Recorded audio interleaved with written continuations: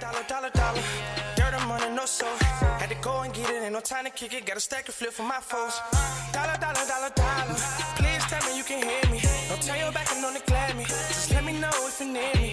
Dollar. Let me watch out for my partners. Keep my money long, get my team strong. Let me run away from my problems. Yup, what's good, original crew, man? We're back. Hey, we're back with a requested Rotten Mango. Today's video, 33 crew members went deep sea squid hunting, turned mad, and started hunting each other. You think something in the water? I'm saying, you think it's something. You get it, deep sea hunting. Something in the water. Made them go. Made them go. I don't know. Cuckoo for Cocoa Puffs. I don't know, child. We'll see. Hey, with that being said, before we get into it, make sure y'all check out the links in the description box. Down below. You already know where to go. If you want to first support, you got to do it. Check out down below. Also, if you enjoyed today's video, like it with a thumbs up. Let's get it. Let's check this out. Let's see what's about, y'all. Let's go. Bada bing, bada boo. The deep sea liner 2682 was heading straight for the port in Shandong, China. The giant vessel measures to be about 131 feet long. It was built with the intention of withstanding all sorts of water and storms out at sea for extended periods amount of time. So this is the type of ship that goes into the deep waters for years, does not come back except only to fuel up. It's a little bit strange that the ship is coming home so early. The original plan for this vessel was a 2-year-long expedition, departing from China, going all the way to Peru, going around South America for a while, before finally, slowly, making its way through Japan and back to China in the Pacific Ocean. The trip was supposed to last 2 years. Now, for some reason, the deep sea liner 2682 makes it all the way to Peru, and then abruptly they decide to turn around and come back home just 8 months out at sea. Nobody knew the real reason on why they decided to come back so early, just that something very bad must have happened on that boat. It was made pretty clear to anyone on the docks waiting that this was not a situation of everyone just being homesick. There was a major rainstorm the day that the ship was coming back, and everyone that was gathered by the docks, they had these flimsy little umbrellas that were basically flipping upside down, and they're getting drenched in rain, just waiting for this ship. There's this really strong sense of uneasiness, anxiety. There were confused family members of passengers that were just standing around like, I don't know what's going on. Why are they coming home? There were men in suits who worked for the company that owned the ship. They're there confused. Almost a dozen police cars were also waiting for the ship's arrival. There are so many questions. Why would there need to be so many police officers showing up for a random boat coming home early? And it's frustrating because when you see a boat that big docking, you see the boat. You feel like it should be here any moment now. You feel like you can scream and talk to the people on the boat. But it actually takes about 1.5 to 2 hours to dock a boat that size. Wow. So for 2 hours, the family members are just standing there, cold, wet, drenched, and confused. The second that the ship docks, family members are strictly prohibited from talking to their loved ones that they have not seen in 8 months. The passengers of this boat, they're brought out one by one, handcuffed. Their heads are shoved into separate police cars and they're whisked away. People waiting at the port, they're trying to ask questions like, what the hell is going on? But the police just ignore them. They get into their squad cars and they drive off. Clearly, this is not a situation of there being a technical issue with the boat or somebody falling ill. It didn't look like some sort of innocent fuel shortage problem either. Just as quickly as the police escorts the passengers away, men in full hazmat suits and goggles, the whole 9 yards, they show up. Forensic teams board the ship and spray the entire vessel with luminol, which I'm sure you guys have seen in crime shows and movies. It's a chemical compound that you spray onto a surface. It detects blood. Even if someone tries to clean up said blood, it can detect blood that has been diluted 10,000 times. Once it comes in contact with blood, it starts to glow this pale blue fluorescent color.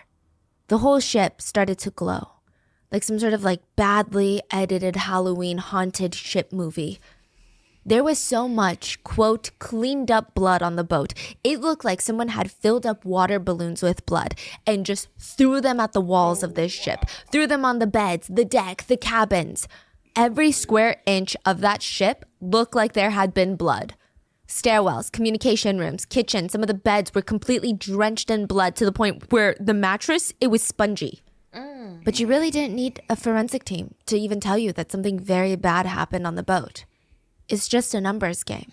When the ship embarked on its journey December 27th, 2010, there were 33 passengers on the ship.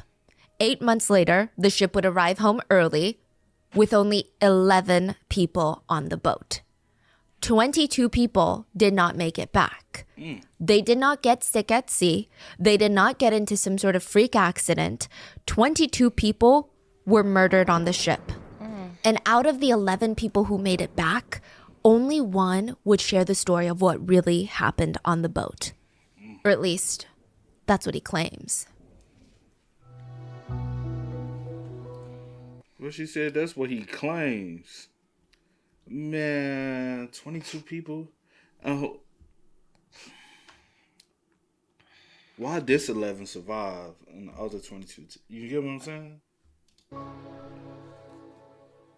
We would like to thank today's sponsors who have made it possible for Rotten Mango to support Words Without Borders, which is a nonprofit that translates international literature in an effort to bring countries and cultures together by closing the gap of language.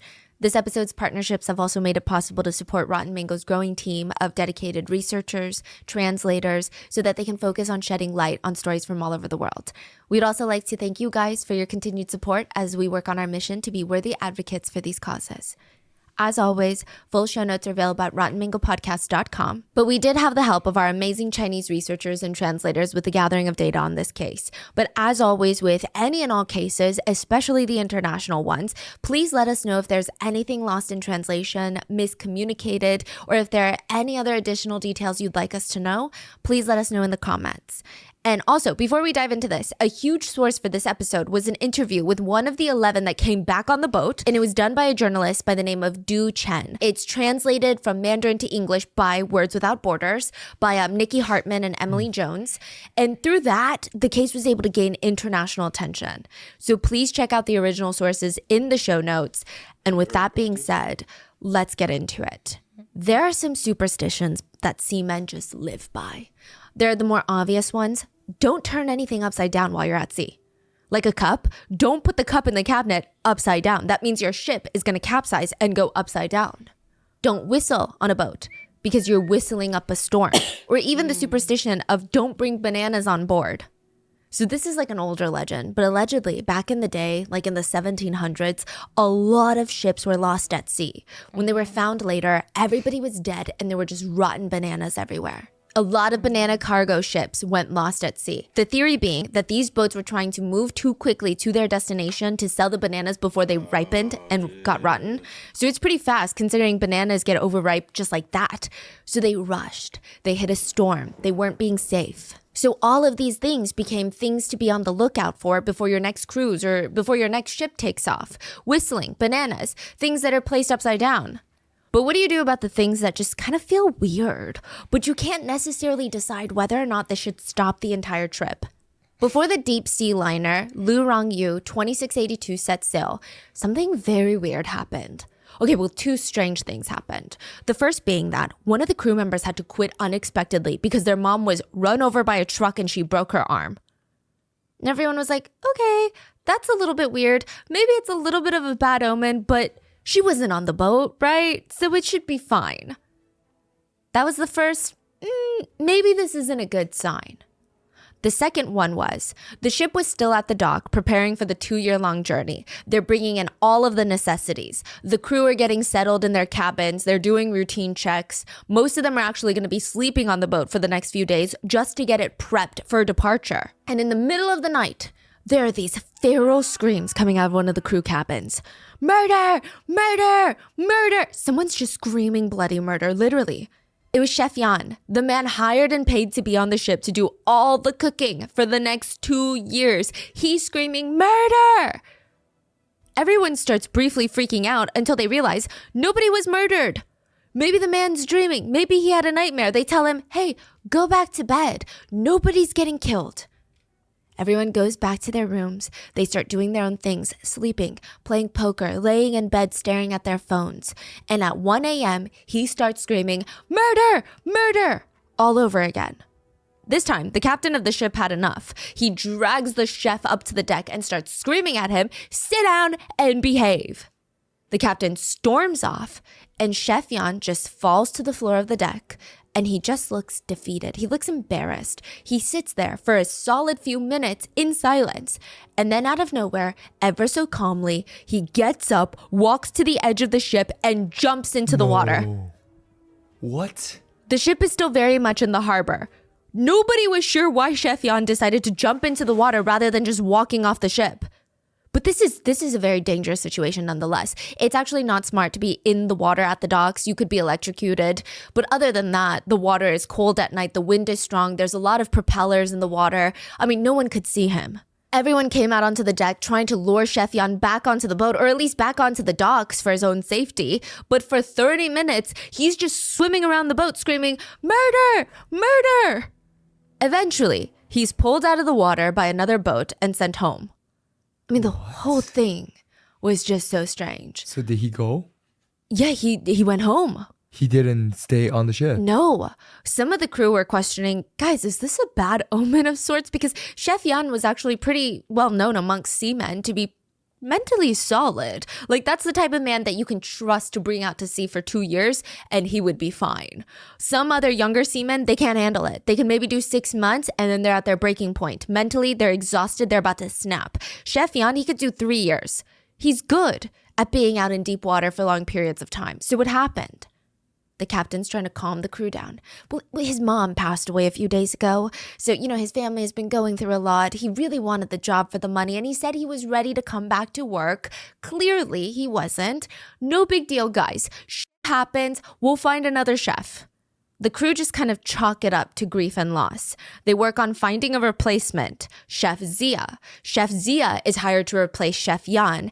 And maybe you believe in superstitions, maybe you don't, but Chef Zia would be the first to be murdered on the ship. 7.5 months into the trip, one of the younger passengers, Charlie, would have a full snap from reality. He had been begging the other shipmates for this moment. He'd been asking all the passengers, when is it my turn? Literally asking to see if he could be a part of this. And it just felt good to finally be accepted after 7.5 months.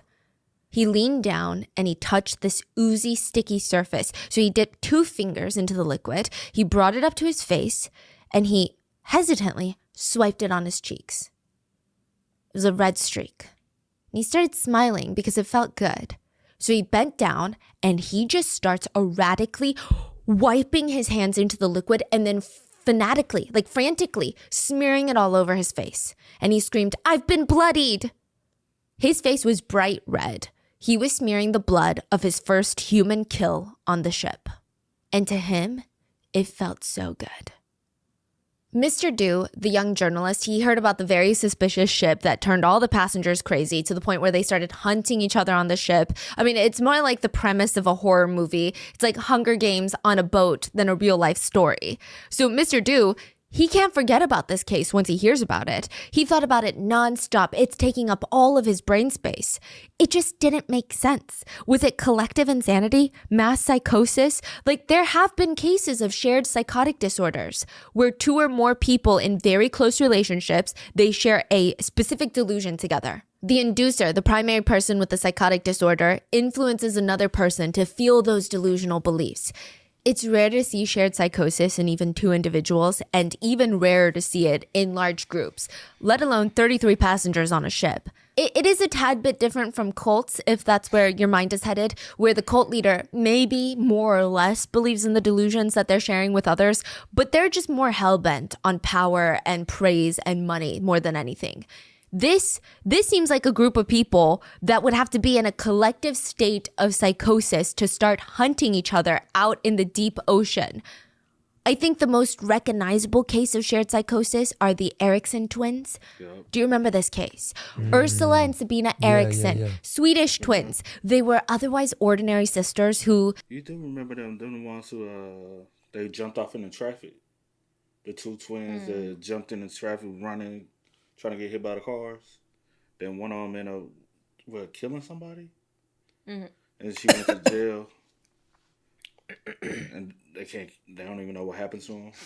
In May of 2008, they made headlines for their really disturbing behavior. I mean, they were just seen on the side of the highway looking determined, calm almost. And then they suddenly started sprinting straight into oncoming traffic.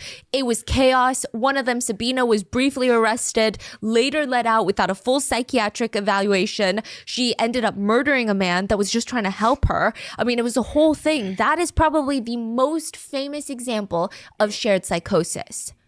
Some people just kind of chalked it up to that because this was only like 3 years later.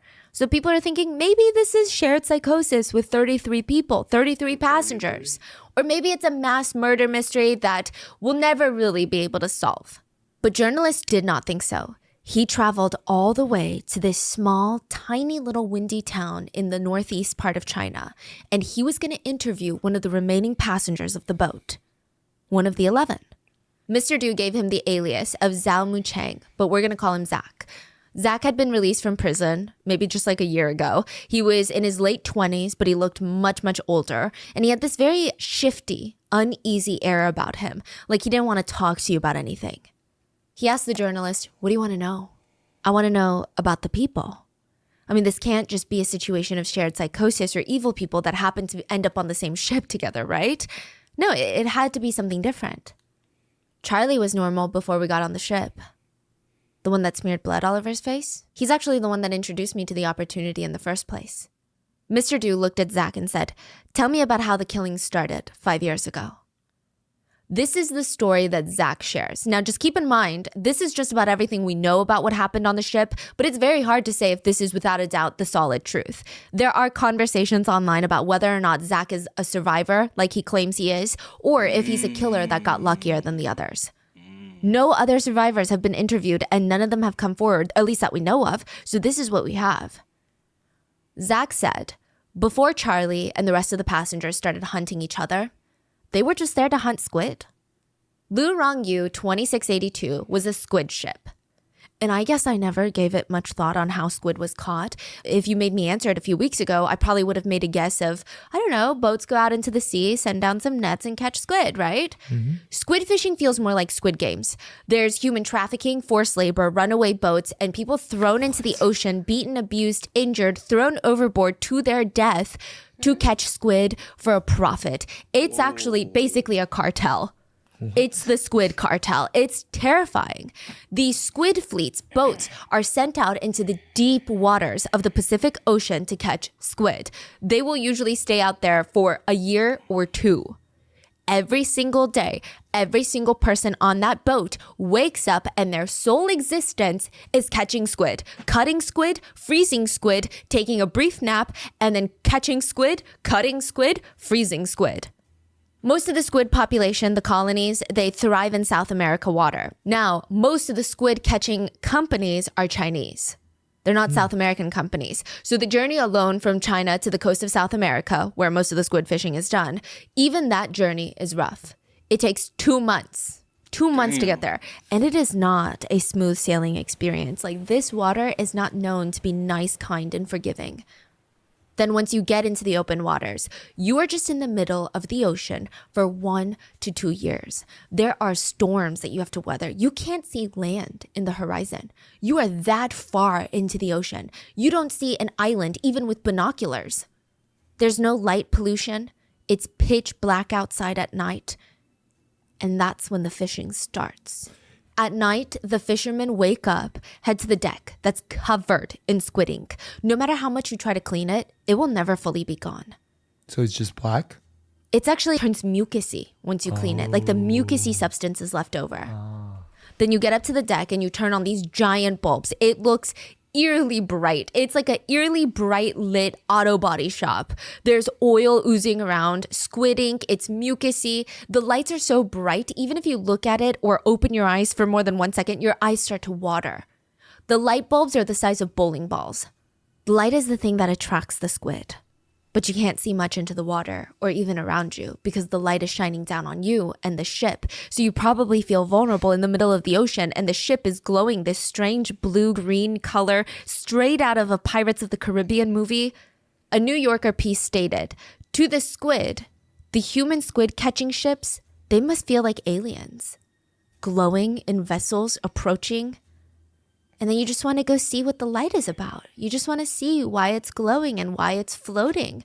And so you'll go and you see a rope come down with some yummy food. So you bite onto it, and suddenly you're being lifted up onto this new vessel that you've never seen in your entire squid existence life, only to be gutted and killed for more aliens to eat. And the ship is the only thing lit up in the water. Like a bright bullseye, a target. You can see the light from almost 100 miles away. That's how bright the lights are.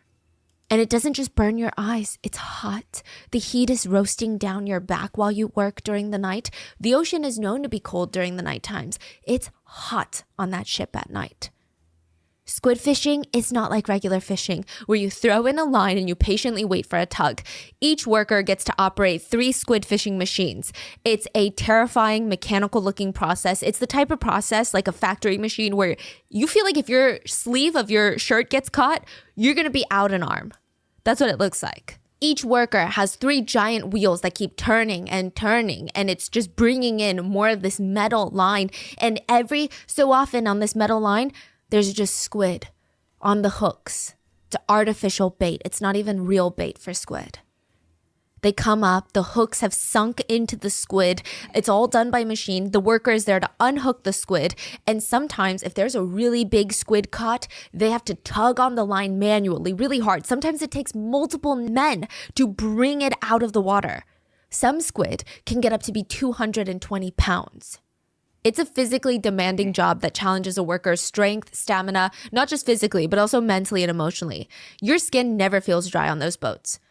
Whether it's from the seawater during storms, or the boat never just fully dries, or the squid ink that's just covering every surface of this freaking boat, you've missed the feeling of dry skin. Your hands feel like sponges, which is probably not the best when you have to work with sharp objects to cut and gut the squid. But the wetness, that's probably the least of a squid fisher's complaints. You just want to get into a flow state where your hands are working, but your mind is on land. Your mind is not on this boat. Because if you're not, you're going to start getting frustrated with the sound of the squid. Did you know when squid get caught, they hiss? It's like you know when you have a kettle that's on the stove and it starts hissing? Yeah. Squid hiss. Oh, man. They turn translucent and they start hissing at you. Squid fishers, they try to block out that sound as best as possible, because imagine how many squid are just hissing. But it's not easy, and there's nothing that you can do to block out the stench. Deep sea squid have high levels of ammonia. The air on the ship smells like the world's most collectively worst smelling urinal stall ever. By the end of the night of squid fishing, the entire deck floor is overflowing with squid, shin deep. You can't even walk around the deck anymore. It's all squid, and they're all hissing at you, and they're all oozing squid ink. By the end of the shift, your skin smells like pee and squid, and your clothes, they can't even be washed. Most of these ships don't want to waste resources on the workers for their clothes, so the fishermen, what they do after a dirty shift is they tie up all their squid ink covered clothes, toss it into the water, and it drags behind the boat for miles in the salt water. That's how they do laundry. But catching squid is only half the job. The same fishermen have to now weigh, measure, wash, and sort the squid into metal trays for freezing and bagging. First, you have to separate the squid into 2 groups, the squid that are under 9 pounds and the ones that weigh over 9 pounds. The ones below 9 pounds have to be cleaned and placed onto trays ready to be frozen, while the big squid, they have to be cut and separated into fins, trunks, heads. Then at the end of the workday, each worker has to bring around 50 trays of squid down into this massive freezer on the ship. Each tray is said to weigh about 33 pounds, so you have to go up and down this cramped stairwell 50 times with these trays. Every couple of weeks, a secondary boat will pull up to the main squid ship and take the frozen squid so that your freezer is empty for more squid. And if the squid cartel, the squid company, doesn't think that you've caught enough squid in the allotted amount of time, you will be hearing about it and you'll likely pay for it. And then once the workers are done with that, they have to sweep the deck, clean the cabin, scrub toilets, mop showers. They do this 16 hours a day, 6 days a week for 2 years straight. But that's when there's a moderate amount of squid. If the vessel predicts or feels that there's a massive squid colony moving through the area, fishermen are forced to work 3 days straight, only getting in about 1 hour naps a day. A day. If you decide halfway through, guys, never mind. I don't want to do this anymore. Forget the money. You don't even have to pay me for the past 6 weeks. Just take me home. There's no way I can do this for another 1.5 years of my life. They're not going to take you home. There are a lot of alarming reports that people have been shackled, beaten, and starved, forced into submission to keep fishing for squid. Even if you're not trying to quit or go home, if you make a mistake or you're too slow at catching squid, you'll likely get beat. Some fishermen get injured on the job. Weaker men, they start going crazy just from not seeing the land for 2 years. Some fishermen die from low vitamin levels. Apparently, they get swollen like melons before they pass. Their eye whites turn yellow. They're exhausted, overworked, barely seeing the sun. They're not eating well. Why? Because by month 4, most vegetables and fruit have run out on the ship. Not that the workers were wined and dined to begin with. And if you're not injured and dying, you're watching everyone around you injured and dying in these brutal conditions. And the only stress reliever that you can somewhat afford on this boat, because you're basically cut off from the rest of the world, you can't contact your family or the outside world. Whatever you brought on that ship with you is all you have. You brought 3 books, you better reread those 3 books. A lot of crew members will just chain smoke as a stress reliever. But there's no gas stations out at sea. If you run out of cigarettes that you brought in the past 2 years, you have no more cigarettes. Unless you purchase them from the ship, from the company. They have like a little convenience store. The company will sell the workers cigarettes at maybe 20 times the price that they would be on land. A lot of workers, if they're not careful, they can smoke away all the money that they earn in 2 years. The idea that that's even possible, is kind of insane. Or maybe you just need to relax. If you miss 1 day of work, you will get beaten and they get 2 days of pay taken off. And just something to note, I went down the rabbit hole. The squid fishing industry is terrifying and China does dominate in that industry. There are a lot of questionable Chinese companies that have been called out for very illegal, very ethically immoral things that they have done to catch squid and the abuse that they put their workers through. Some of the companies are just pure evil. But the New Yorker, they put out a piece of the squid fishing industry, and at the very end of their piece, they added food for thought. Because it's very easy to just point the finger at one very deplorable part of the food chain. But over 70% of China's seafood catch is exported out of China and into places like the United States and the EU. So this is the kind of ship that they're on. They're not on a 9-month cruise. They're on a hell journey for 2 years. Do you remember Charlie, the one who smeared blood all over his face? Mm-hmm. He was the one that got Zach the job in the first place. Zach had never been on a boat like this before. Neither had Charlie. You would imagine that Xinfa Foods, the company that owns the ship, they would be recruiting real fishermen that know what they're doing to go out there for 2 years. But no, they were honestly just taking about anyone. Charlie was on the boat because he burned down a building. By accident, though. He worked for a bus company before this, and one night, Charlie got super drunk, started playing mahjong at a coworker's place. He's drinking. One thing leads to another. He burns the building down. Look, we don't know exactly how he burned the building down. It seems to be an accident, but not really, because he was drunk and being careless. The whole building caught on fire, and because he started the fire, he was in a ton of debt for the building repairs. And he thought, you know what? This is the best way to make money quickly, because even if I make money right now, here's the problem. I keep spending all my money. I keep going and spending it on rent and going out to these restaurants and wanting to hang out with my friends. If I'm on this ship, how am I going to spend the money I'm working on? And I get free room, 3 meals a day. It's very little expenses. Zach describes Charlie as being the type of guy that was pretty excited about this whole experience. He wasn't moping around, dragging his feet, like complaining about, oh, I can't believe I have to do this because I'm in debt. I didn't even mean to set the place on fire. He was actually a happy-go-lucky kind of guy. Zach and Charlie knew each other from working at a restaurant together. A few summers back, they both worked at a barbecue restaurant. And I feel like this was a bad omen in and of itself. It was a very rainy summer.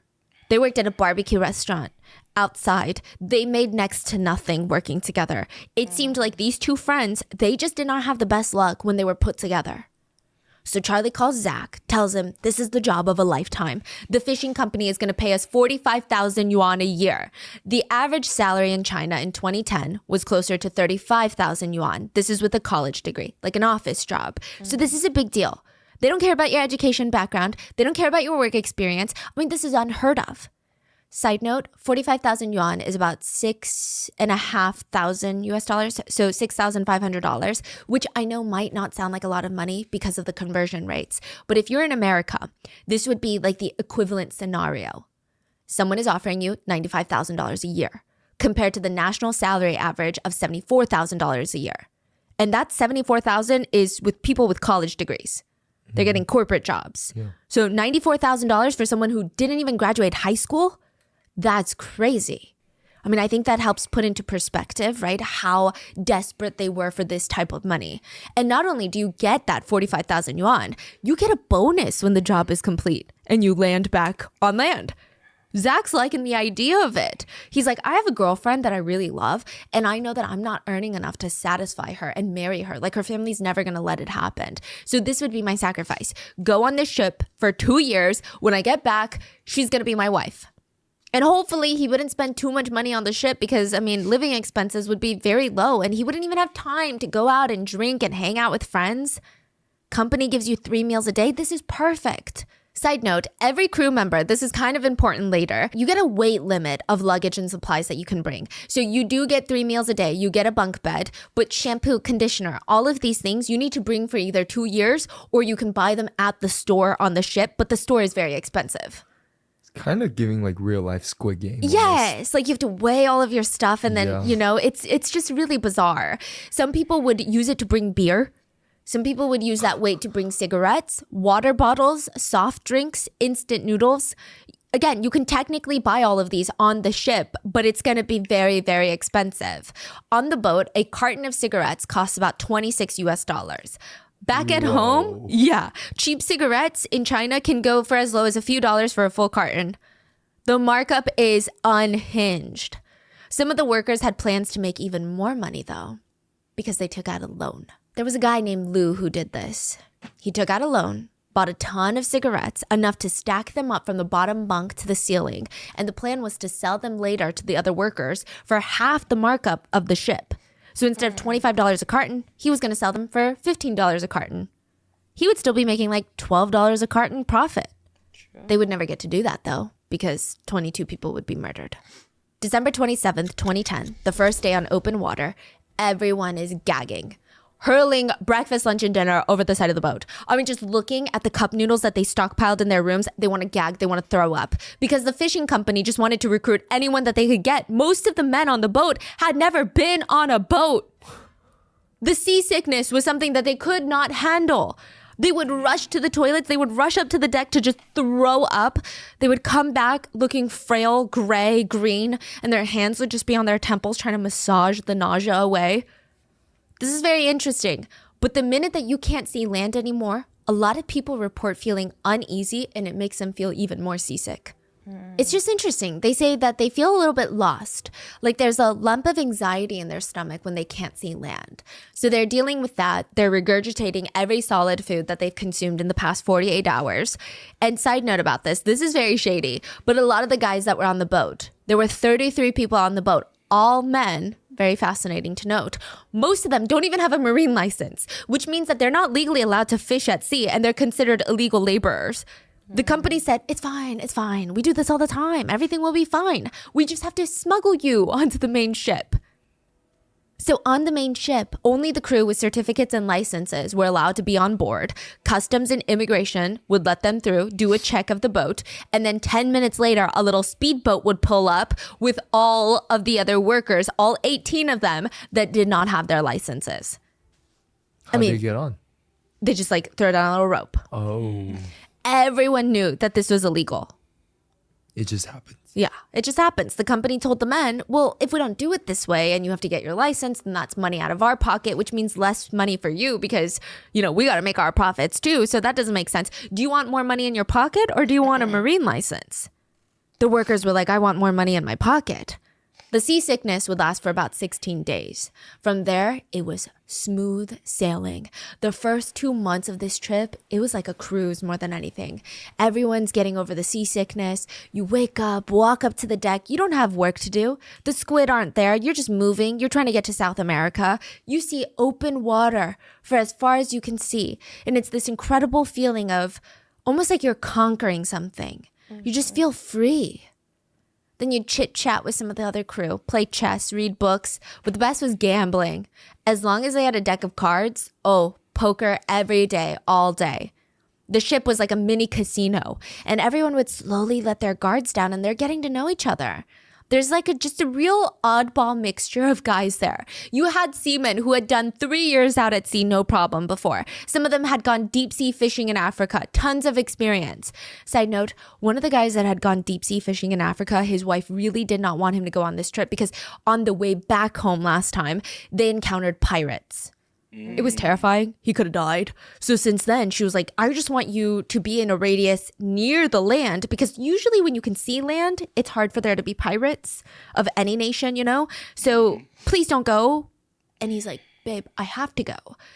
I'm just ready for it. And my friend said he needed help. They need people. If I back out now and they can't find more seamen, how can I ever look at him again? So there are a lot of experienced sailors all the way down to Michael. Michael's a recent college graduate who could not find an office job. He did not graduate with anything that had anything to do with the sea. Nothing like that. So he just applied for this, which is a wild escalation of events. He was choking up, telling the rest of the men about how his mom was begging him not to go. She was yelling at him, you've never even been on a boat. You have zero experience. You've never even hung bait on a fishing line.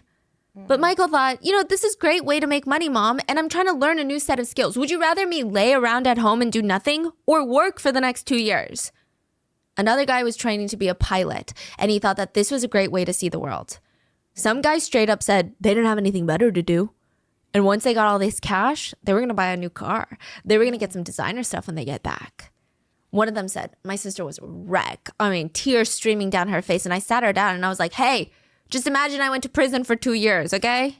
Just forget about it. But a lot of the men, they were there to pay off debt. One guy had a pig farm that got completely obliterated by a pig disease. He owed a lot of money.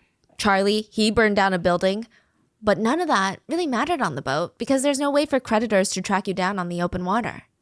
By early February 2011, the ship had been sailing in the Pacific for over a month, and it was almost Chinese New Year. There is this air of excitement and peace within the ship. Everyone's cooking up the feast. They've got 8 meat dishes to share. They're sitting on the ship floor with metal bowls and disposable chopsticks. They're helping each other scoop rice. It's all this like cute moments. They're laughing, joking about how when this is all over, we're going to go to each one of our hometowns and eat the hometown food. I want to try those noodles that you keep talking about from back home. They were allowed to use the ship's satellite phone to call their families back because it's Chinese New Year. And it would be the last time that many of them would ever get to talk to their loved ones. 2 months before arriving back at the harbor, loud music was blasting on the ship. Everyone knew what that meant. It was time to hunt. They were hunting each other. By the time that the music cut off, people would be dead. If you were unlucky, you would be brutally stabbed and thrown overboard with nothing but the loud music ringing in your ears. And if you were really unlucky, you would still be alive when you hit the water. And then you knew that the end would be you waiting for the fins to show up because once the sharks smell blood, they come out to feed. There are a few distinct phases that the passengers would go through before they completely snap and start playing Hunger Games on this boat. The first phase is nothing is wrong until something is wrong. Zach was in the dorm one day when he saw Lou, another crewmate, and he left his notebook laying on the bed. They were almost to Peru, so he reaches over, he's flipping around, and it's all sort of like random numbers written down. When Lou comes back into the room, Zach asks, hey Lou, what are you writing down in your journal? Oh yeah, those are the ship's coordinates and where we are. Oh, why? Doesn't the ship track that? No reason. I just thought it'd be kind of fun. Zach kind of waited for Lou to explain further about this whole coordinate situation because it's just a little bit weird. But Lou was just an interesting man. He always looked like he was deep in thought on this boat about something, somewhere, but he would never tell anyone what it was, which is fascinating because by like month 2, everyone is telling everybody their deepest, darkest thoughts and secrets because you don't have anyone else to talk to. All people knew about Lou was that his parents were poor farmers and he had to make money to marry his girlfriend. He was also kind of scrawny. I mean, you would never really look at this man and think, this guy is strong, this guy is muscular. But he was. When it came time to unload all the squid and carry the giant metal trays down into the freezer, those things, like I said, they weigh 33 pounds. And because of the size of the tray, it's just really very difficult to balance and carry it down. Lou would offer to do it for Zach because Zach was short and pretty weak, which is crazy considering this is not an easy task and Lou's not going to get paid for Zach's portion of the work. Why would he do that? It's bizarre. Zach said he was thankful, but at the same time, Lou was so fascinating. Lou liked to look out for people on the ship, but at the same time, he also liked to look down on everyone around him. So it's nice, but it's also kind of mean. He just seemed full of himself, but in a quiet, I don't even want to talk to you because I don't think you're worth it. I don't think I should waste my breath on you. That's the type of guy he was. But what could you say? He's the Squid King on the boat. There was 1 month where he caught 7 tons of squid, which is about 14,000 pounds. That's about the weight of an elephant in squid. Or imagine 2.5 SUVs parked in front of you, but instead of SUVs, it's just giant piles of squid. In a single month. He wasn't even an experienced fisherman, but he knew how to catch squid. And he made it a point to help everyone around him. Like there was this sense of teamwork with him around. It was really tough. It was really bad. But everybody was there for the same reason. And it just felt nice to be working towards something. Until 2 of the workers got sick. It was pretty bad. They couldn't even get up from their beds. There was no doctor on board, limited medications. I mean, nobody knew what was wrong with them. And even then, they were in some really unsanitary conditions. So it's even harder for their immune systems to work overtime to help them recover. One of the guys that fell sick was Lou's best friend, Little Minion. He was the youngest on the entire ship, 19-year-old Jin. He was so sick, he was laying in bed asking Lou, can you call the company? Just request me be taken off this ship. They don't have to pay me for the past 4 months of work. I don't care. I just need to go home and see a doctor. It's that bad. I don't even need any of the money. Jin's parents were from Beijing, and they had a bit of money. They had a house, they had a car, which is a pretty big deal in Beijing. The only reason Jin ever came was because he liked Lou, and he wanted to be a sailor. That's it. He was in it for the ride. The company rejected his request to go home to see a doctor. But I mean, if you want to go home, then the ship have to go all the way back? Well, they can request that a smaller boat come and get you and you can pay for that, pay for your fare back. Okay. But not only that, the captain of the boat, Captain Lee, instead of helping the workers, he called the company like a little snitch and made sure to stop their payments for a month while they recovered, the 2 sick people. The 2 sick men were really upset about this. I mean, I think everybody on the ship was because they had all been working so hard. There was a sense of teamwork established, and now it's confirmed. If you get sick from working your hardest, nothing you did matters because the company will stop paying you. They won't even appreciate that you exhausted yourself and that's why you got sick. Even the captain isn't on your side rooting for you. And this just planted a tiny little seed in everybody's minds. The captain in this company, they're not on our team. And then one comment did it in. Everybody was sitting around eating when one of the workers looked pensive. Everyone's like, what's wrong? Nothing, I just, well, it's probably nothing. What is it?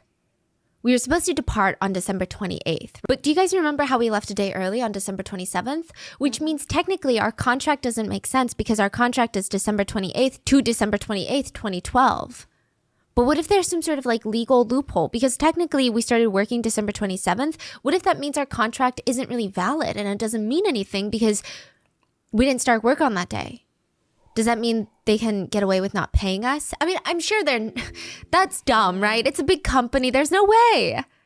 That doesn't make sense, right? Yeah. The workers glance around and the seeds start sprouting roots.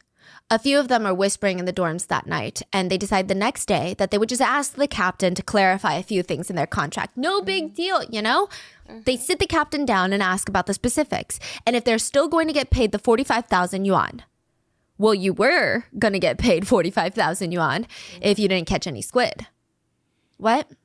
Yeah, if you caught no squid, you would be guaranteed 45,000 yuan a year. But if you catch squid, you don't get the guaranteed pay. You get the base pay plus commission. What? Well, how much is the base pay? 1,000 yuan a month.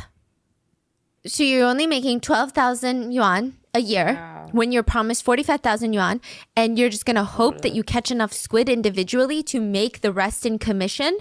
So to put that in perspective, think about how devastating this is. These men came out into the ship in the middle of nowhere without their loved ones to work 16 hours a day in some of the most brutal conditions imaginable, and their base pay a month would be guaranteed to be 140 USD a month. So this is like a scam contract. Yeah.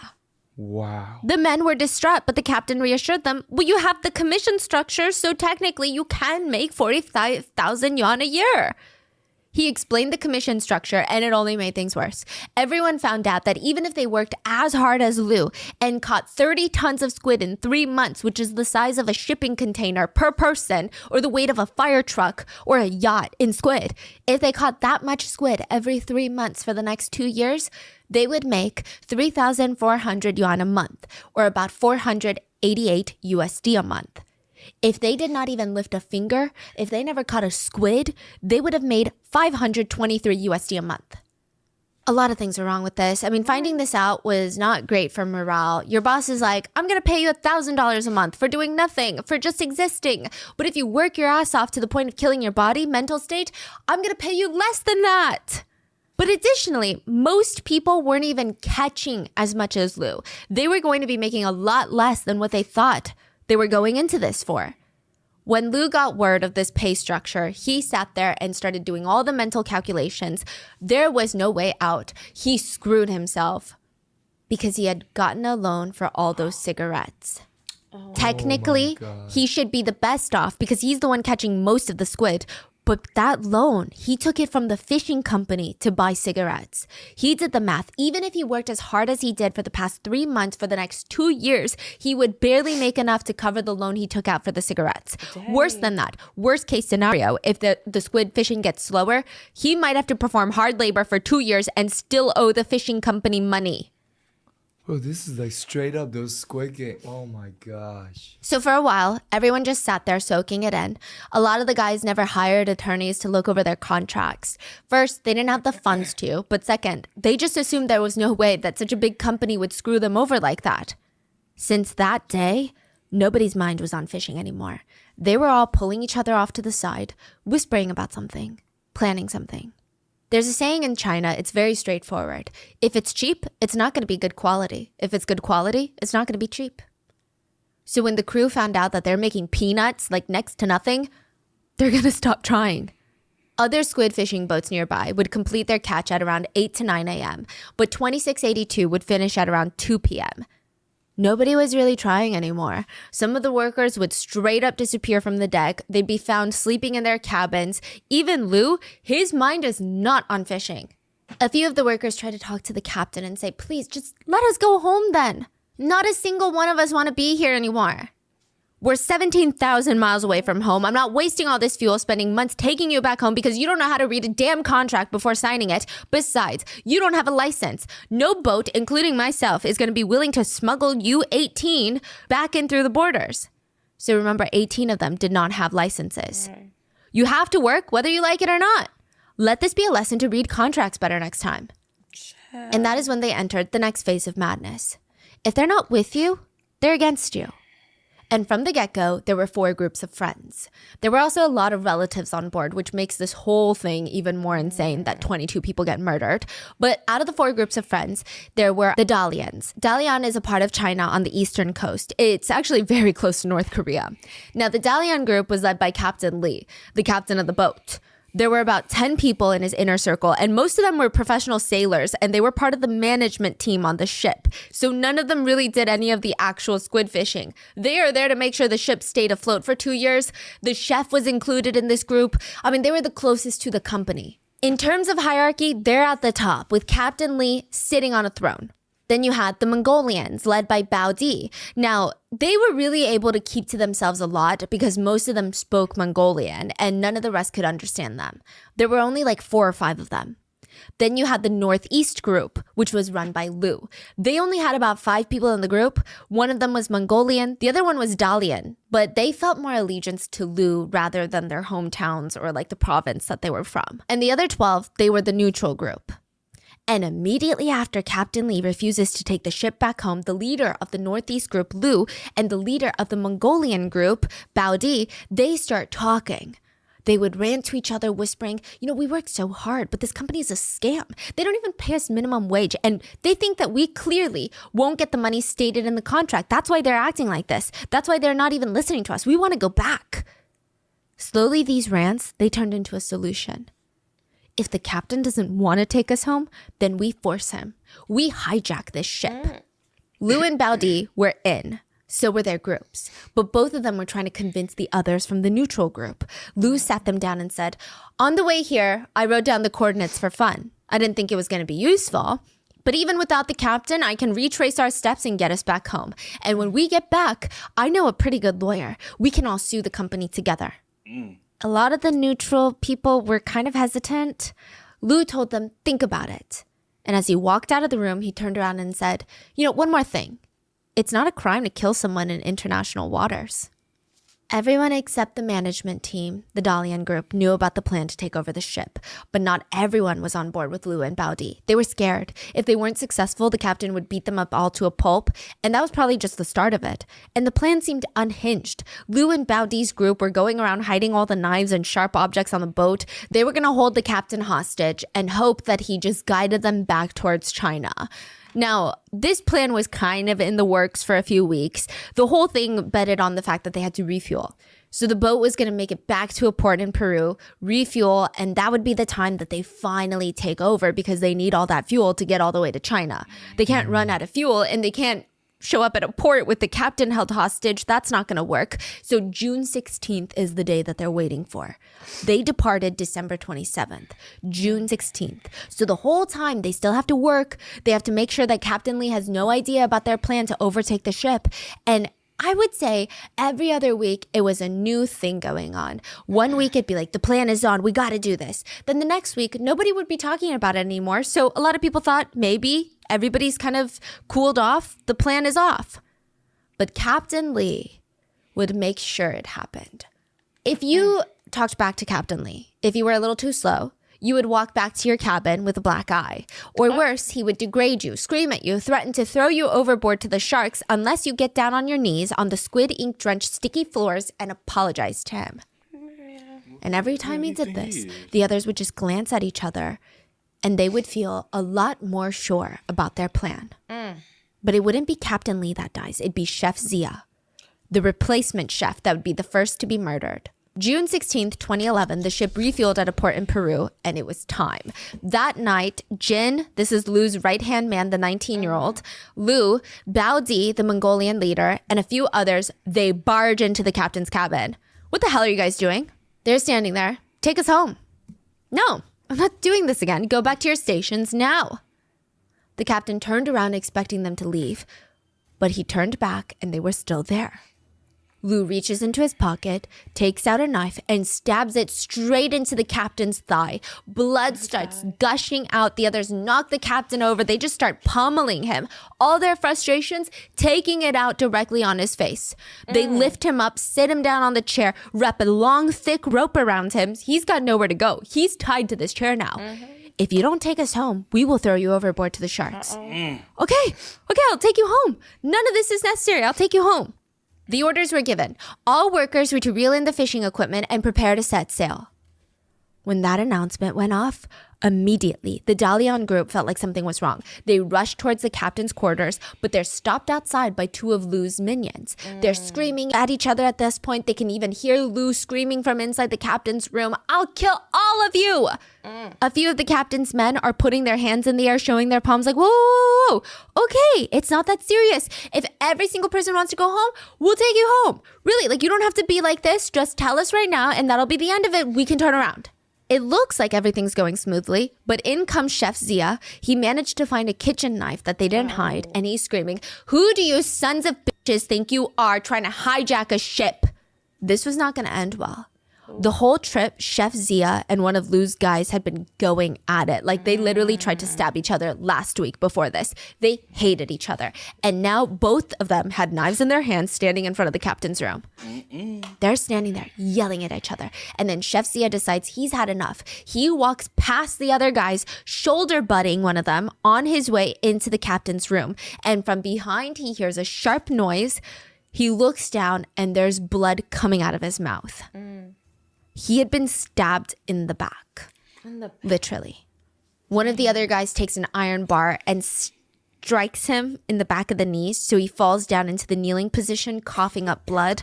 The guy that Chef Zia had problems with walks around to face him, and he's towering over him because Chef Zia is kneeling now, stares into his eyes, lifts his arm, and plunges the knife into his chest now. Lu runs over, grabs the knife from his little minion, his friend, and instead of stopping him or telling him, this isn't the way we're handling things, he starts stabbing the chef's butt and thighs. Everyone on the deck could hear the screams coming from the captain's quarters, and then they heard a splash, followed by silence. They would find out later that Chef Zia was still alive after all the stabbings. Lu ordered his men to pick him up and throw him overboard for the sharks. Zach was down in the deck area when this happened, and he remembered 19-year-old Jin coming down from the captain's room, and he said, hey, you got any cigarettes? He sounded so normal. Zach was so scared, he quietly passed him one, and Jin's hand was shaking when he took it from Zach. He couldn't even light it. He just said, Chef Zia's dead. Everything changed that night on that ship.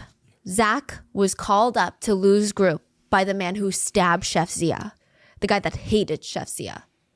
Zach's taking it as long as he can because who knows, is he getting stabbed next? I mean, he didn't have problems with anyone on this boat, but like, these people are unhinged. He goes there slowly. Lance, the guy who killed Chef Zia, puts his arm around him. Zach, why don't you go and get some sleep? We like breakfast early. You're going to be our next chef. Okay, sir. So his name is Lance. Yeah. First killer.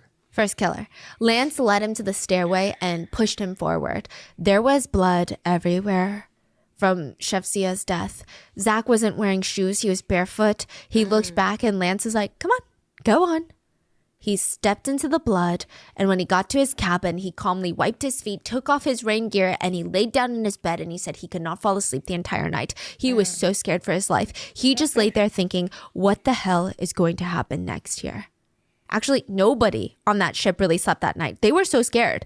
Bao Di, the leader of the Mongolian group, he tried to ease the tension and he said, if we're down a crew, we're down a crew. It's fine. When we get back, we'll say that he fell into the sea or was dragged down by a fish. These things happen at sea all the time. It's not a big deal. That did not help anyone. Nobody got sleep. The next day, the ship was sailing back towards China. Captain Lee was kept under close watch, and the rest of the management Dalian group were scared to do anything against the orders. They were just doing as they were told.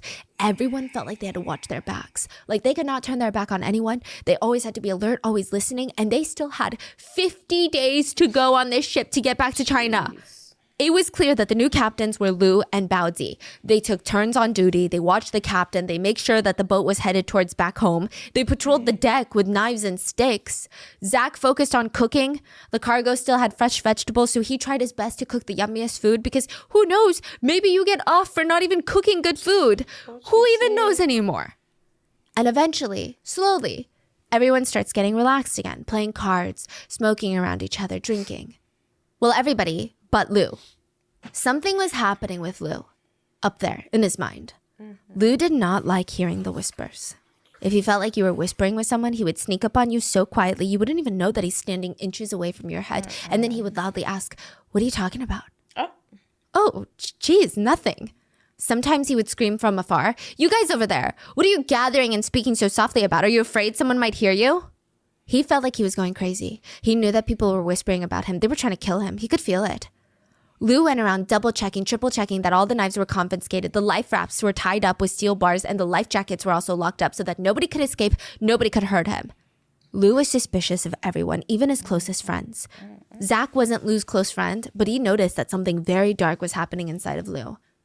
He was convinced the management team were going to kill him and take credit for saving the ship and crew from the hijackers. He thought they're going to go to the company and say, look what I did. Look how I stopped the hijackers. Pay me extra money. The others tried to calm Lou down. They wouldn't do that. That would just be so dumb. You know, I think at this point, all of us, we just want to go home safely and put this behind us. But one night, one of Lou's men pulled him to the side in the cabin and he whispered, "They're trying to fight back. They've asked me to join up against you. Go up against you and all of your friends." Who is? The management team. Lou was upset but not surprised. What else did they say? Bo, the guy who was telling him everything he knew that the managers were talking about, he said July 20th, near the coast of Hawaii, they're going to do something. So instead, that day, Lou ordered the slaughter of 6 men from the management group and Bo. If Bo was out here spilling all the secrets of the management team, he could not be trusted with Lou's secrets. The day of the hunt, Lou used the loudspeakers to play music. See, that's why, look. That's why Bo came to you, thought he was like, "Look, I'm looking out for you. They talking about this. They talking about taking you out." And then you turn around and take Bo out. on some real spill, you're supposed to though. Man, yeah, man. You know something, that's why, you know what? I want to say You nothing. supposed to, I though. want to say the thing. I wouldn't let them 'Cause take him out. You are someone who's not trustworthy though. That doesn't mean that. It's just, well, I guess. Maybe he thought that y'all were cooler than what y'all were. And he thought he could come to you and let you know, like, hey, I'm looking out for you because I actually, like you. I care about you. Or maybe he was just scared of him. Maybe it was out of fear. I don't know what it was. But then you didn't have to say nothing. It's not like, I don't know. But dang. Yeah. Lou's secrets. The day of the hunt, Lou used the loudspeakers to play music. He didn't want the neutral people to freak out at the sounds of murder. But all it did was put everyone more on edge because it's not like a soundproof vacuum. They can hear screams. They can see blood. They can hear splashes of people screaming as they're being thrown overboard. It just feels like they're in some sort of horror movie. The second person to be killed on that boat was stabbed through the back as well. The knife went through his entire body. He was still alive and trying to run away from the killers, but they blocked his path and just went into this frenzy, stabbing him. When he finally gave up fighting, they dragged him like a rag doll to the edge of the boat and threw him in the water. The guy they just killed, his brother was on the boat too, so they needed to get him next. They ran into the brother's cabin. It was a coordinated attack. One person grabbed the brother's arms, pinned them upwards on the bed. The others just started stabbing everywhere. The bed sheets, the mattress, completely soaked in blood. It was dripping onto the floor underneath. He was dead when he was thrown overboard, like his brother. Next, the killers started hunting the rest of the management team. They lured out Peter from his bedroom. They were waiting behind the door. The minute he stepped out, they stabbed him. Peter started freaking out, decided to make a run for it. He ran to the deck, and he had a split-second choice to make. Either die by stabbing like the others, or drown. He looked down, and he jumped to his death with the squid. Lou was content, but he wasn't done. He went into the cabins, dragged another one out, stabbed him, threw him into the sea, and there was just one more person he wanted to kill that day. Wang. They barge into Wang's cabin, just start stabbing him everywhere. Wang was asleep, so he woke up screaming in pain. He's trying to grab anything nearby to hit the killers with. He ends up falling from his bed. They disembowel him, and they taunt him. What's the matter? Your guts are spilling out. Oh no, what to do now? When they were done, the killers were drenched in blood. Zach was in that same room as Wang, laying frozen in his bunk bed. Lou straightened up, turned. He's covered in blood, and he saw Zach laying there. He looked at him and said, "I asked you to join us at the start, but you didn't." Wait, Zach is a roommate there? With Wang. So he just witnessed the whole murder? And he did not move. He's just laying there in fear. Whoa. He just looks at him and says, "I asked you to join us at the start, but you wouldn't. Are you scared now?" Zach was terrified. It seemed like Lou was excited after the killing. He had this huge smile on his face that Zach would never forget, but it would not be the last time that he saw it. Lou was no longer a man. He was like an animal. Lou smiled and said, "Don't worry, Zach. I'm not going to touch you. You're like my brother." And with that, he walked out, leaving a trail of blood behind him. Wow. Zach did not believe a single word he said. He had known him for a few months, and there were already 10 dead people. Who could believe anything Lou said? Zach said, "You can't imagine how powerful Lou became when he was killing people. He was a completely different man." When Lou's men were too scared to actually stab someone to death, Lou would walk over to, quote, show him how it's done. He would ruthlessly plunge knives into victims, And it was the full descent of Lu's madness. He wasn't even done killing. He was no longer the Lu that anybody recognized. And I don't want to say that to give this man an excuse, but he truly becomes more and more unhinged. And I don't think that he's insane. Like, I don't think he could use that as a defense, but he's still an animal in prison. Let's just leave it at that. That night, the hunt continued. Bo, the informant that warned Lu about all of this, he was stabbed and thrown into the water. This just became a pattern. Men were either stabbed and thrown into the water, dead or alive. Others were given a choice, and I don't think they're being nice about it. They just want to torture you. They would give you the choice. Don't be stabbed and see if you can swim. Swim to land. Maybe you'll make it. Jump. Sometimes Lu would get all Pirates of the Caribbean, or I don't know what movie or what reality he's living in, but he would make the man stand on the edge of the boat and he would kick them in the chest, like literally kick them off the boat into the cold, dark sea. This is the Pacific Ocean. Wait, so now he's killing more people? Yeah, just for fun now. Anyone he thinks is going to kill him, he's like, I might as well just kill him. I don't even know. Maybe they're my friend, but if I feel like they looked at me a little weird, I might as well just kill them. This is the Pacific Ocean. On average, it's about 13,000 feet deep. I mean, there's really no answer on what this would feel like. But one netizen said, there are problems when you're thrown into the ocean, deep into the ocean. First danger, drowning. But let's say you have a life jacket, which these men didn't, or let's say you managed to keep your head above water. Great. The next danger is cold. Cold water extracts heat from you very, very quickly. In Arctic water, you have less than 15 minutes till things in your body start breaking down. In 60-degree water, maybe a few hours. Warmer tropical water, maybe days. But then you have the danger of wildlife, sharks. Time estimate on that? Unknown. But let's say you can overcome all those things. The next issue is MASD, moisture-associated skin damage. The netizen writes, you know how your skin gets all wrinkly in the pool after a few hours? Your skin can start to blister. After a day in water, your skin can start to peel off. And that would, without a doubt, attract the aforementioned wildlife. Time to death? Probably a few days, max. And the beating tropical sun is going to make it pretty hard to avoid drinking the salty water all around you. Even if you have the discipline of a Navy SEAL, you could still end up drinking some accidentally. Drinking this water is only going to dehydrate you faster. Also, the salty ocean will absorb some of your fluids through contact osmosis. Although dehydration is said to be fatal in about 3 days, it'd probably be 2 days. After the first hunt on the ship, the loud music cut off and a total of 11 people were gone from the ship. There were 33 people. Now there's only 22 people on the ship. But it was supposed to be 23. Lu was sure. He thought about which people he wanted to kill. It was premeditated. So where did the extra person go? Where did they go? Were they hiding somewhere? Lu starts losing it, trying to count the life jackets, making sure none of the rafts are missing. The college student Michael, who came because he couldn't find a job, he was missing. Because everybody snaps in different ways. Michael had just graduated college, and he knew even if he made it all the way back to land, he would never be able to look at himself or people ever the same. Not after all the blood that he saw on this boat. So he jumped off the ship to his death. When Lu found out, he had this incredibly condescending laugh and he said, why did he jump? I wasn't going to kill him, that poor kid. I was going to use him as my spy. Michael had snapped. And Zach, he was in full survival mode. His brain blocked out how bad it was. He was blocking out everything that he was seeing. The only time he kind of had some sort of idea was when he was prepping meals. He went from prepping 32 meals to now just 22. Once when he was serving meals, he got so anxious, he went up to the deck and he started pacing. He felt like he was going to have a panic attack. And one of Lu's guys came up to him and said, stop stressing out. Nobody has it in it for you. We're all buddies. We're not going to touch you. Look, if you get a proper job one day, I'll look out for you, you know? But all of it just sounded so fake. Zach snapped at him crying. Just warn me first if you guys decide to kill me, okay? And I'll just throw myself overboard, save you the trouble. Zach started looking for small spaces to hide on the boat. I mean, there was nowhere. He even briefly thought about getting into the fresh water tank, but it was so easy to spot him inside, and there's no way for him to close the lid from the inside.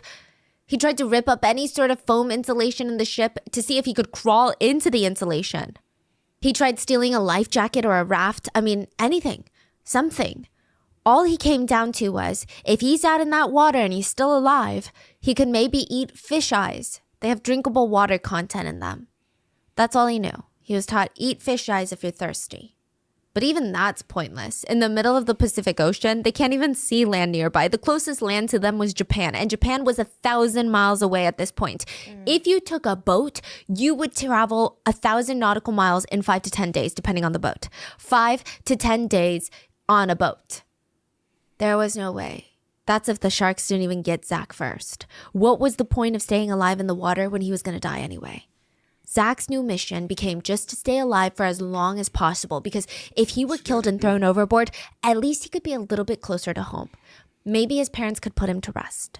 As they got nearer to Japan, Lou told everybody on that boat, 22 people, that he had a friend in Japan that could get them fake passports, but they would need to send money to get it done. He wanted all of them to use the satellite phone to call their families, ask them to transfer $1,000 into Lou's girlfriend's account, and she would get them fake passports. There was just something about the way that Lou was urging everyone to do it. The message was very clear.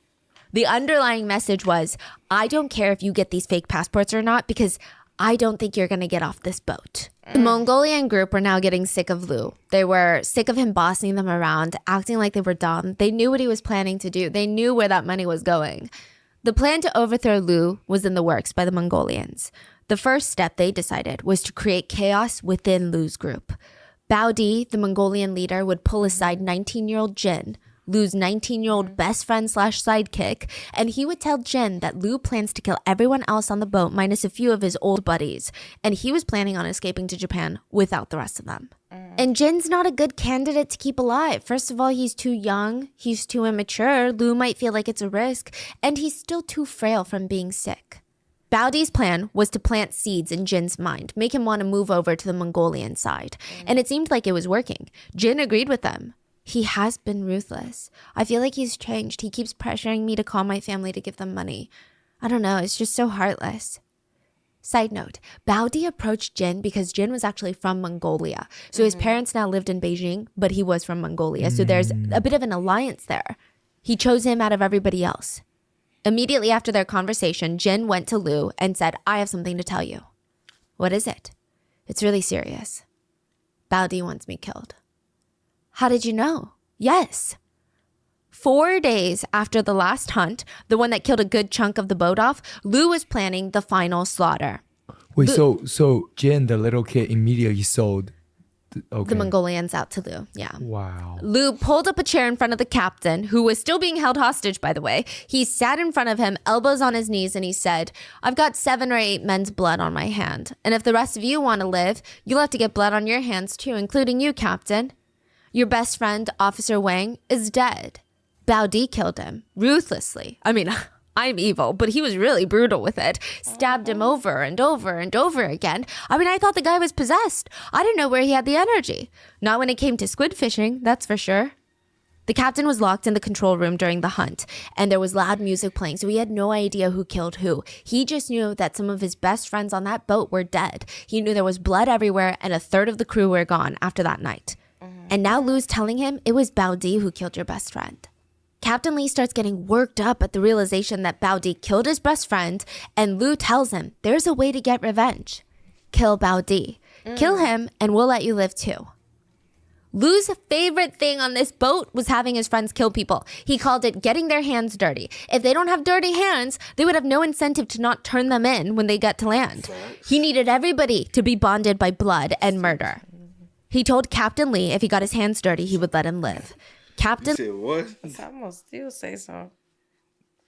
Even We're if gonna, you have to, we gonna have to figure it out later, because that was not my doing. I don't blame you. We're gonna have But to figure also, it out. Because I would have never done that if it was not due to the circumstances. I promise you. Because honestly, all of it's motivated by Lou Yes. panicking about some money in the financial situation. Don't get it twisted. They were fucked. They got screwed over. Yeah. They all But of them all got the other people, like, just senseless, like, these people didn't do nothing to you. You just, now, at this point, you just... But he has to get rid of, even though it's fucked up, I'm just saying it like this. He has to get rid of the threat. The threat is the friends of the captains. He has to get rid of them. And You ain't have to get rid of no. I'm saying because if you don't, I'm saying on his end. Yeah, I know what if you I mean. don't, then they I can know what you rebel, mean. I know and then what I you have mean. no control. So it's a numbers game. Have no control. It's a numbers game. So everybody on my side, we got to take these folks out quick as possible. Then they already know we're willing to kill. So now they can kind of behave a little bit. Chill. They going to behave a little bit, right? But then, so when they get started up again, but you also got to make sure everybody gets blood on their hand. Because the one without the blood on their hand going to be the quickest one to talk. Sure. So yeah, you can't tell if you murder somebody, we all murdered. I can't tell. You still gonna go to jail? I mean, I'm gonna tell, and I'm gonna tell exactly how it happened, and I'm gonna let you. He made me do this. I know I'm gonna still get some time, but I ain't gonna get as much time as you. I hope not.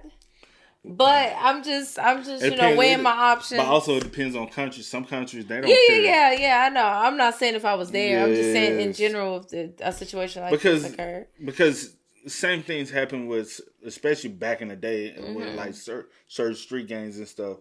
Same things happen. We go rob somebody. Somebody, say for instance, is four of them. It's four of us and six of them. All of us gotta have a hand in killing them. Okay. Because I'm just saying, because if not, the one that don't kill gonna be the quickest one to try to take the. He like, hey, I didn't do a murder, I didn't kill anyone, so I don't feel. It's like also the guilt thing. It's fucked up to say, but it's the truth. And murder. He told Captain Lee if he got his hands dirty, he would let him live. Captain Lee agreed, but there was another boy on that boat that really wanted to help. Charlie is Zach's friend who introduced him to this squid fishing, squid games torture.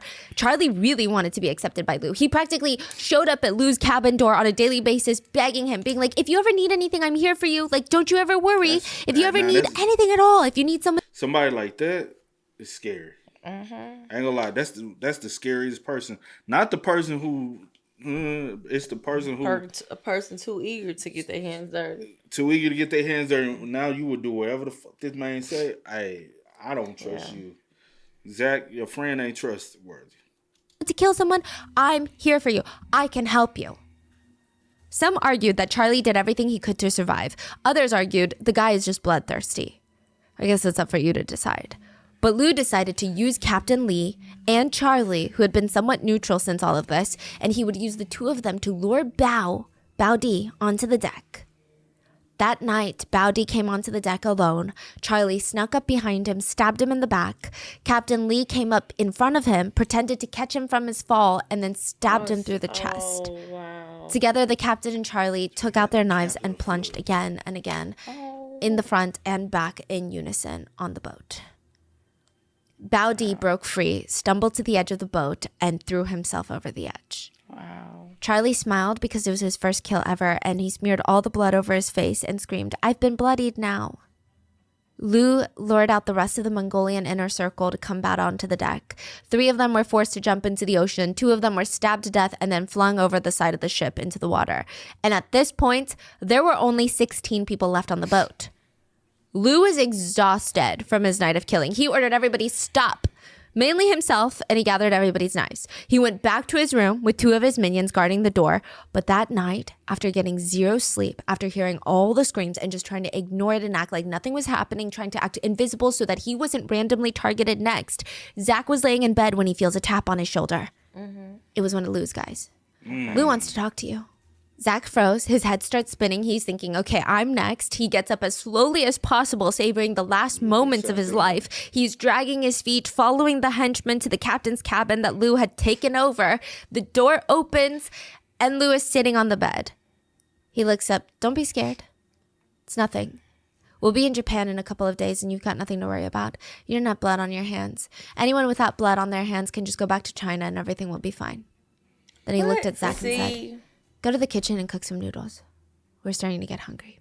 Zach gulped, opened the door, and walked out with his life. He was one of the lucky ones. Out of the 33, like I said, only 15 were left now. But we know that only 11 come back, so we still have 4 more to go. Right. They were just a few days out from Japan when everyone started scrambling at 4 a.m. The ship had suddenly lost power. The engines were down. The lights are down. The entire ship is tilting to one side. Everyone's belongings are just crashing into the sides of the walls. Everyone's running out of their bunk beds, running towards the deck and the captain's quarters to figure out what the hell is happening. Lou orders a thorough check of the ship and he discovers two things. There were only 14 people left on the boat. So one person is missing. And the ship's main valve was open. The ship's valve lets water into the main area of the ship. They were able to stop it, block it, stop the water that's coming in, but it's too late. The ship feels like it's slowly sinking. It was discovered that in the middle of the night while everybody slept, one of the engineers left alive from the management team opened the ship's valves, deliberately trying to kill everyone on board, and then jumped into the water himself. Lou ordered everyone to use the water pump to help pump out the water, but when that wasn't working fast enough, he ordered them to tie together all the floatable things like planks of wood, anything. Float them together. We need to get all the life rafts out. They really only had like one working life raft that was inflatable, and they need to stock it with food. So if this ship goes down, at least they have food and they can try and survive out in the open waters. And when the ship kept tilting dramatically to one side, they did the last thing you want to do after committing mass murder on a boat. They sent out a distress signal so that they could be found. The boat was going down. Either they all die out at sea or they try to find a way out of this. Lou's survival instinct was very strong. So there were 3 people that were now loading up this life raft and they had plopped it into the water. It's working. So now it's up to them to climb down the ladder and put the food in. So they do. And Zach sees them floating away. And at first he's confused and he thought something bad was happening. So he threw them a rope. But one of the men on the raft grabs the rope he throws at them, throws it back into the water, and he screams, "They have knives. They're planning on killing more men. We're not coming back." By the time Lou saw what was happening, the raft was so far gone out, it was the size of your fist. Lou did not scream or curse like everyone expected him to. He just stared into the water. He slowly sat down on the deck. Everyone got quiet. The boat is sinking. The raft is gone. The distress signals were sent out, but who knows if people are ever coming? And even if they did, they were going to die for their crimes. After a long pause, Lou got up and said, "It's fine. If they rescue us, we blame them for everything. The people on the raft, they killed everyone, left us for dead. That's what we say." Nobody was listening to him, though. They were staring behind him at the blue water. He whipped around, and the raft was drifting back to the boat. The current was sending the raft back straight into the ship. And no amount of pedaling was helping the escapees get away from the ship. And any humanity left in some of these people broke that moment. They became full-on animals. There's a very famous quote by Friedrich Nietzsche. "If you gaze long into the abyss also gazes into you." And maybe these men had been gazing too long into the abyss of the ocean, because now they were animals. It had only been 8 months. When that raft floated back, all of them grabbed knives, squid knives, anything they could, and their spit was spewing out of their mouths. They were screaming. Their eyes were crazed. They grabbed all the weapons. Veins were popping out of their necks, and they started chucking weapons at the raft. They were hunting for humans again. Many of the ones on the raft, the 3 of them were stabbed. Knives were getting thrown and embedded into their arms, sides, thighs, the raft. Blood was seeping out of the raft and making the water around them red. One of the men, Song, he jumped into the water and started swimming towards the ladder of the ship, begging Lou to spare his life. Lou ordered him to be pulled in. He had a head wound. He was bleeding. The others, they escaped, but they were screaming in the water for their lives because the sharks are coming soon. They could smell the blood. Lou squats down next to Song on the deck, and he grabs a paper towel and puts it to his head. He turns around and he said, "Zach, Xavier, you guys are the only ones that don't have blood on your hands. Throw him into the water." So he literally only brought him up so that these 2 could get blood on their hands. Zach was like, "What?" "Like I said, you guys are the only ones." What you doing, Cee? Xavier was so scared he grabbed the nearby squid knife and he braced himself and started speed walking towards Song, but Lou stopped him and said, "Too much of a mess. Just tie him up and throw him into the water." So that's what they did. And the whole time Song was begging, "Lou, please, we're brothers, remember? Why are you ditching me? You don't hate me that much, right? I promise I'm not going to say anything when I get back." Lou just watched quietly as Song was lifted and thrown to the water. And then everything went silent. And almost like some sort of pirate legend, a typhoon hit, washing off a lot of the blood on the deck and buying the crew some time before the distress signal could be intercepted and people would come to rescue them. For some reason, the boat did not sink. It didn't sink, but the engines were no longer capable of turning back on, so they can't move. So they're just stuck in the water, going with the way of the current. Wow. Lou ordered everybody clean up the blood, and while the storm raged on and the rain was pouring in, Lou went over the plan over and over again. Everyone took turns memorizing it. Bao Di and his men killed the management team off, and then the 4 that died on the raft, they're the ones that killed Bao Di and the Mongolians, and then they escaped, leaving us for dead, trying to sink the ship. The last time Zach saw Lou was in prison. Zach was walking past Lou's cell. Lou was laying in bed, the same way he laid on the bed on the boat. It's like nothing had changed. He was still on the boat in his mind, it looked like. Lou smiled at Zach through the bars. He lifted one of his hands, pointed 2 fingers at Zach, cocked it like a gun, pew, shooting it at Zach, and he smiled. That was the last time Zach saw Lou before Lou died. All 11 quote, survivors of the boat were found guilty. The sentences were handed out November 14th, 2012, which, side note, Lou's mom even said none of this would have happened if the victims were strong swimmers. I guess implying everyone could have swam away from a homicidal maniac. Girl. What the fuck? What you thought they was going to... Girl, please. How you think they were going to survive, bro? Exactly. Like, be for real. There's no land nowhere. You could be the strongest swimmer and still Not survive. You know what I'm saying? You have nothing There's been many like cases where people are strong swimmers, but something happens and girl. It was just a wild statement to make in court. 6 of the men were sentenced to death. The other 5 were given lesser sentences in varying. Oh shit, we can't. Hold on. Oh, hold on. Death,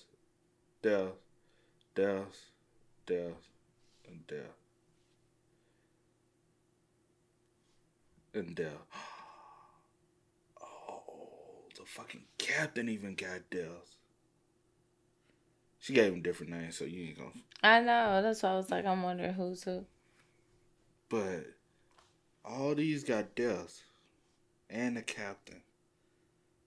Damn. Everybody who's neutral. She said what this was. Oh, that was on his side, based on his side. Degrees because I guess the courts decided they didn't play as active of a role in the killings. Zach was released after 4 years on good behavior, and on his way out, he saw 19-year-old Jin, and Zach asked the guards to wait. Jin showed, Jin showed got the death penalty. Is it him? Yeah. Okay. Nah, he'll be up there. Okay. Damn, bro. He got up to the steel bars and asked Jin, "Hey, do you need anything? I'm getting out. I can mail you something." 23-year-old Jin smiled and said, "Don't worry about it. My parents are sending me stuff, but look after yourself and just forget all this happened." And with that, he smiled and he waved at Zach. Jin had been sentenced to death. Yeah. Lou Jin, along with 4 others, were executed in 2016. Lou decided in prison that he was going to escape. He tried to convince his cellmate to help him. He was caught. And instead of, putting him into like solitary confinement, they just tied him to his bed every day by all 4 limbs. What? Yeah, he was like that for 4 years until he was executed. Shinfa Food Company, the company that sent the ships out, they compensated the victims around $60,000 each. Some victims' relatives stated they were pressured by the food company to not talk to the media about anything. And in the end, nothing happened to this food company. And a lot of these fishing companies in China, if you even just Google like squid fishing industry, it is scary. There have been bodies that have been washed ashore, notes in water bottles filled with rice that have been washed ashore, random people from Southeast Asia that have been recruited to work on these ships. They would be just dumped on the ports, like literally about to die. What? And they were all on these squid fishing boats. Like the stories coming out of there are really terrifying and nobody's talking about it. Nobody. We're just eating calamari. Because I guess it's not something, it wasn't even on my radar, you know? It was never something that comes up on TikTok or is on the news of like, you guys will never guess what happened. It just kind of gets buried with everything else going on.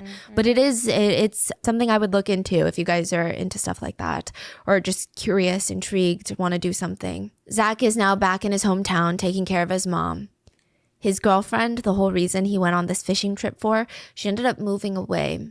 And Zach knows that he could technically go looking for her and explain to her what happened and try to win her over, the love of his life, but he can't. He says he feels embarrassed even at the idea of seeing her again. Because he's just a village boy and she's in Shanghai now.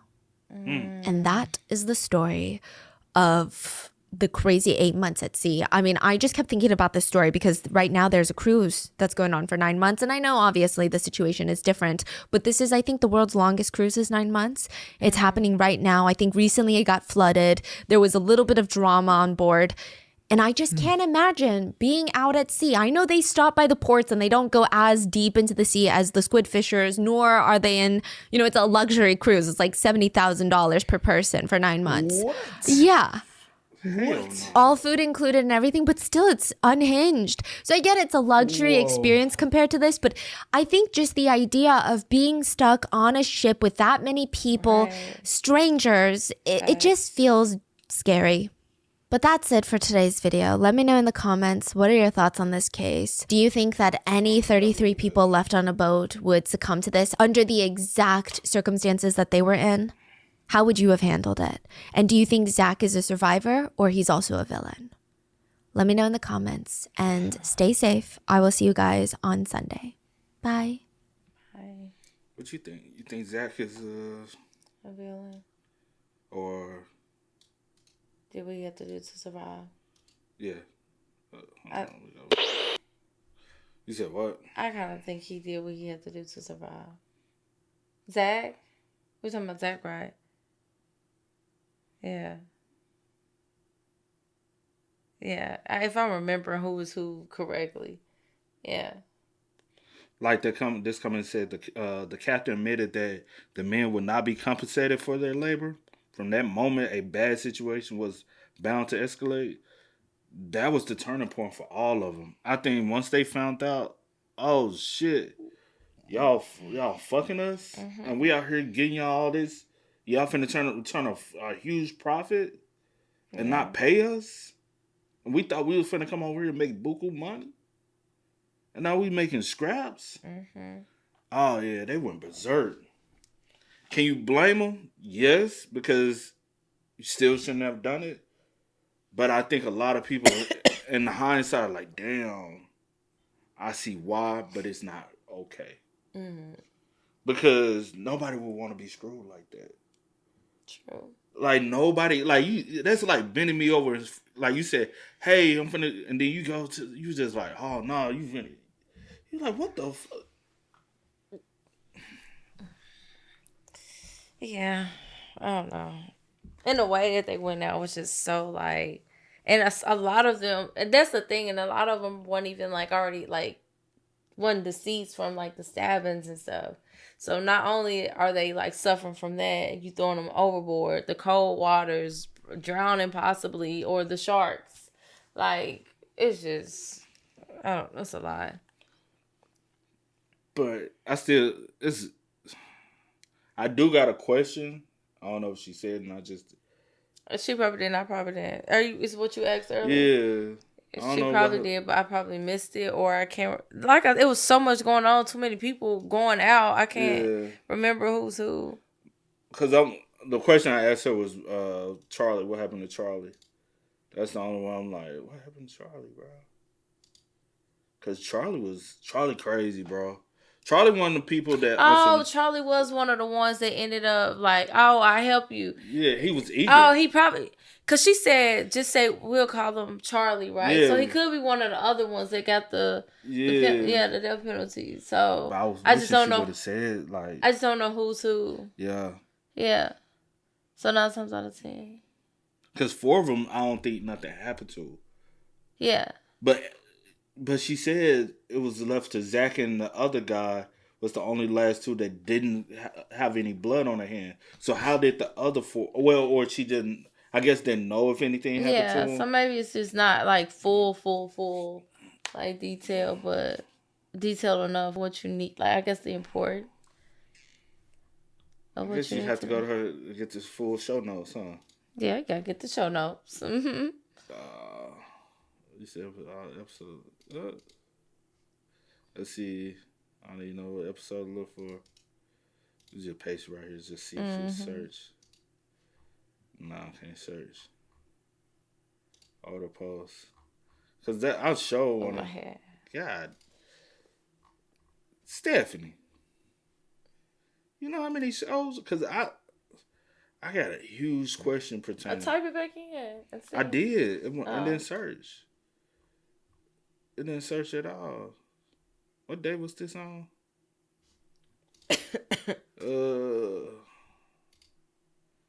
January 10th, 2024.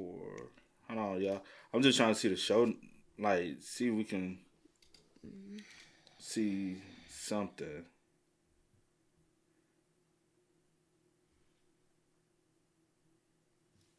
It's not there. It's not. Wow. No show notes. The time I called looking for the fucking show notes. Hold on. Oh, here you go. Oh, it's on the 4th. It's listed for the 4th. Oh, but it's just today she did. She got her links. Yeah. Damn. Okay. I ain't gonna be able. I may have to go back and.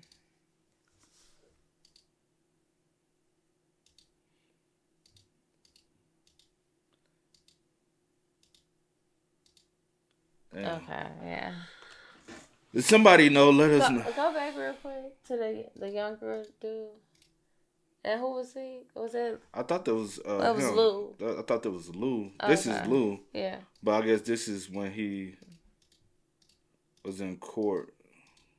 Okay. But also they hiding they. Yeah. Hiding they. I'm about to, but yeah, if y'all, cause I missed it, cause I didn't really take like notes today. Yeah. There was too much going on, but yeah, definitely. I think he probably is one of those other names that we just don't like his actual name. Yeah. Cause it's fucked up. I ain't gonna be able to go to find the timestamp of that everybody. Mm-hmm. But the captain, bro, you did. At the end of the day, you didn't have a choice. It was one of them things you kill to survive, or is that even the truth? What? Did all of them just kill to survive, or some? We would never know. I feel like Charlie. If this is 100% the story, and this story is true, I think Charlie was bloodthirsty. Mm-hmm. Some of them, I feel like they didn't give a fuck. They were ready to kill. But then I think some literally killed like Zach killed to survive. The captain killed to survive. I don't think some of them made the decision kill to survive. They didn't want to kill, but it's either I kill someone or I be killed. Yeah. Which one you choosing? I don't want to choose neither one, but if I have to do what I have to do to survive, then that's just what it is. Like, that's common sense. That's it. I will hope that anyone will do what they have to do to survive, but in this case, did they get it right by sentencing everyone to death? They didn't sentence everyone. I'm saying the 6. Maybe it was the amount. Like, my thing, man, be like some of the other ones and just like, I'm not doing that. Just, I'll take myself out. Y'all not about to take me out. I just do what I gotta do. I'm not about to take somebody else's life. Like, I'm not about to have that on my blood on my hands like that. I don't know. Like, what's right, what's wrong? I don't know. I'm not gonna take myself out either, though. Okay, well, do what you gotta do. Take some lives, I guess. Like, that's crazy to say. I say you take my life then. It is what it is. Okay, well, just take me. Take me. Do what you gotta do. Just take me. Don't throw me over the water halfway. Like, take me out. Also, I'll say this. Let me get my fair fight. Give me nobody fighting. No, I'm saying give me a fair fight. You want to kill me? We go knife it out, huh? Knife for knife, and let's duel it out. But then that becomes a thing. Like in this situation, you got like these what is it called? Clicks or whatever. So they would have ganged up on you anyway. So you probably wouldn't have had a chance anyway. Lou was smart though. Let's get her up out. Like before we attack. Let's like he's. Why kill the shell first though? Because they didn't like each other. Yeah, but still. And they was already having words a week prior or whatever. Yeah, but still. Just stupid. The whole situation was stupid. I get like you not like with the money thing, but all them people did not have to lose their life for that. Y'all should have figured something else out. People dying was not the answer. Like, and I guess because you know what I'm saying, they took hostages and they wanted to head back to China. Which, you know what I'm saying? Like, do I blame them if they had just took the boat hostage and forcibly went back to China to get out the boat? Okay, no, that's different. I don't like, blame no one has lost their life. Like, that's a whole different situation. But killing everybody like that, nah, I don't agree with that part. Taking the captain hostage, doing what you got to do, get out the boat, go back home, get out the boat because y'all got screwed.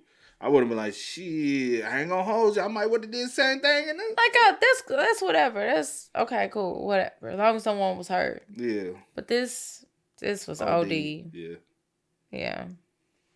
Y'all spend what's up, man. Y'all let us know y'all thoughts about it for us in the comments down below. And rest in peace to... Sorry, I'm so sorry. No, rest in peace to everyone that lost their lives.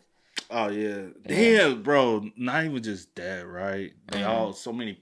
22 perished, right? Mm-hmm. But then you also think about it. There's 22 bodies that the family don't even get like nothing. Just lost. And still don't even have like why? I get you knowing like this situation happened, but still just like really like just lost at sea.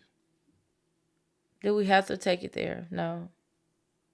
Because also, let's be real. Not only it's not just sharks that probably got them.